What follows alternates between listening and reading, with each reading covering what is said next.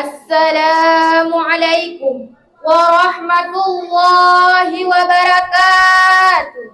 Waalaikumsalam warahmatullahi wabarakatuh. Alhamdulillahilladzi ja'ala insana khulifah wa bidzalika aujibu alaina al-ukhwah. Wassalatu wassalamu ala Rasulillah wa ala alihi wa sahbihi wa man tabi'a bisalatih amma ba'd. Buat langkah yang pertama dan yang paling utama, tiada kata yang lebih indah, tiada suara yang lebih merdu selain memuja dan memuji Allah Subhanahu wa taala. Yang mana oleh Allah yang telah menciptakan langit tanpa tiang, bumi tanpa landasan. Dan Allah pula telah menciptakan beribu-ribu bintang di langit yang luas membentang, dan gunung-gunung tinggi menghadang, serta garis bujur dan garis lintang.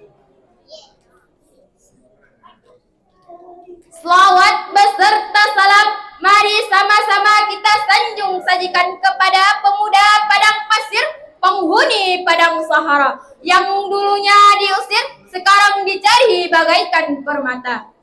Siapakah beliau? Beliau yang bertitel Habibullah, berpangkat Rasulullah. Tak lain dan tak bukan baginda Nabi Muhammad sallallahu alaihi wasallam.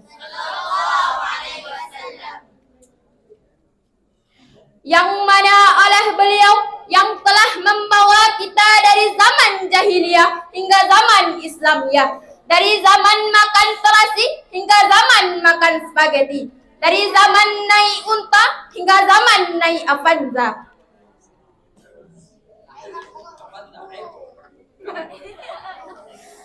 Penghormatan saya kepada Walid selaku ayah rohani kita beserta keluarga beliau, dan Abi beserta keluarga.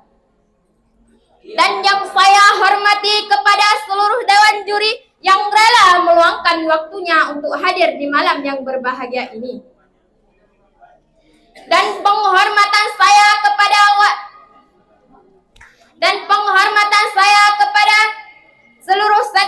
kepada seluruh dewan guru yang rela mengajarkan kita di waktu malam maupun siang tanpa ada kata kelelahan.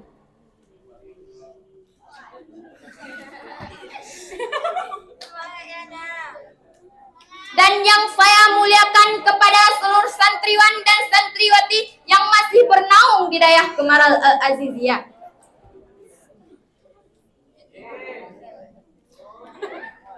Pada kesempatan yang berbahagia ini, izinkan saya menyampaikan sebuah syarahan Al-Quran yang berjudul Nasionalisme dalam Konsep Islam.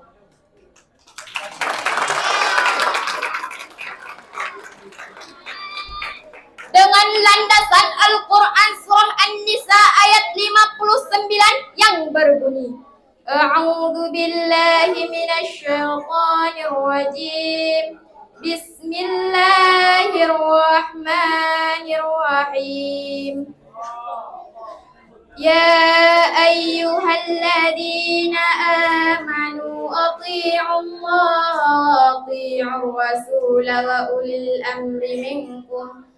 فَإِن تَنَازَعْتُمْ فِي شَيْءٍ فَرُدُّوهُ إِلَى اللَّهِ وَالرَّسُولِ إِن كُنتُمْ تُؤْمِنُونَ بِاللَّهِ وَالْيَوْمِ الْآخِرِ ذَلِكَ خَيْرٌ وَأَحْسَنُ تَأْوِيلًا. Yang artinya, wahai orang-orang yang beriman, taatilah Allah dan taatilah Rasul dan ulil amri di antara kamu. Jika kamu benar-benar beriman kepada Allah dan hari kemudian, maka itu akan lebih utama bagimu dan lebih baik akibatnya. Quran surah An-Nisa ayat 59. Hadirin sebangsa dan setanah air yang saya muliakan, menurut Dr. Frederick dalam bukunya yang berjudul Nationality in Study and Politics, yang menjelaskan bahwa ada 4 unsur nasionalisme dalam konsep Islam. Yang pertama, hasrat untuk mencapai kesatuan, dan yang kedua, hasrat untuk meraih kemerdekaan, dan yang ketiga, hasrat untuk menggapai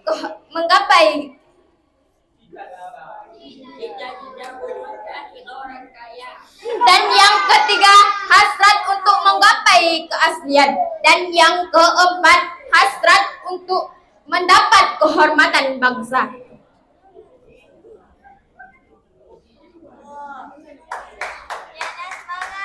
Dari definisi itu nampak bahwa warga dan negara adalah sekelompok manusia yang memiliki cita-cita bersama, yang mengikat warga dan negara menjadi satu dalam arah dan tujuan.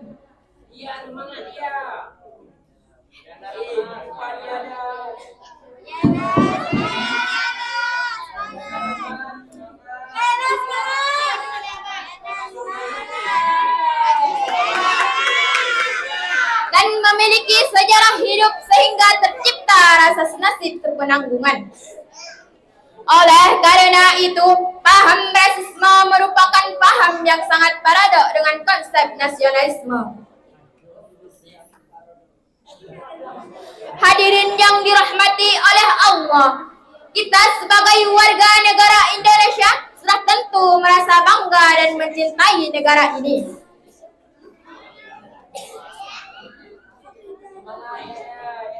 Kebanggaan dan kecintaan kita terhadap bangsa dan negara tidak berarti kita lebih hebat dari bangsa lain.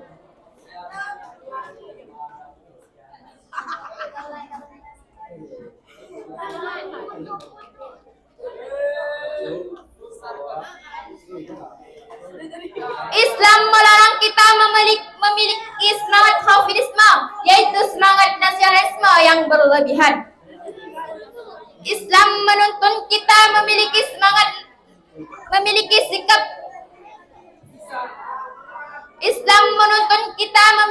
sikap menghormati, menghargai, dan bekerja sama dengan bangsa lain. Kehormatan satu bangsa ditentukan oleh amal dan prestasi. Ketangguhan satu bangsa juga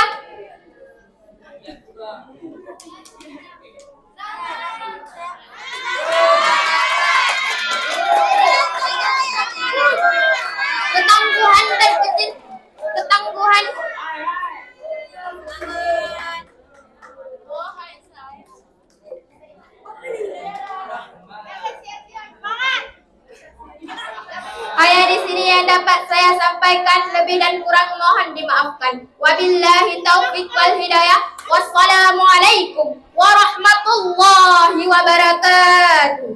Waalaikumsalam warahmatullahi wabarakatuh. Peserta yang berhasil teman-teman kemudian 003 atas nama Rahmayana berasal dari Tanjung Priok, Kecamatan Pondok, Kabupaten Aceh Utara.